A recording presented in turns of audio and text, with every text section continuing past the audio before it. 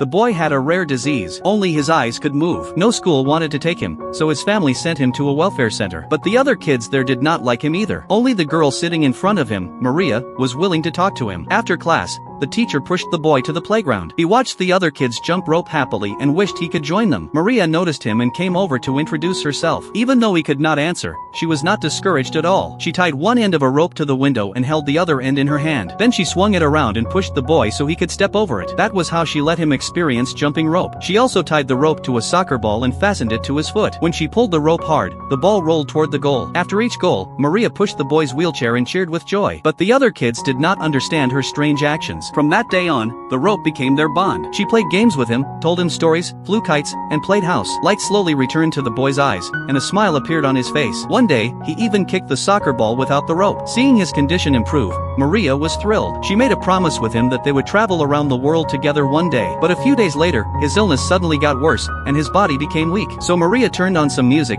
held his hand, and danced with him in the classroom.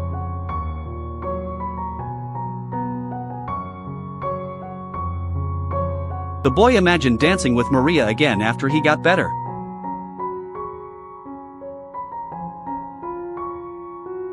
The next day, Maria saw his wheelchair in the hallway. She innocently thought he had recovered and happily climbed onto the windowsill to look for him. But when she passed the principal's office, she learned that the boy was gone. The miracle never came, but people said the boy left with a smile on his face. Maria's warmth had let him feel kindness and love in his final days. Maria wrapped that same piece of rope around her wrist to remember their precious friendship. 20 years later, a new teacher arrived at the special education center. A short piece of rope was still tied around her wrist. Her name was Maria.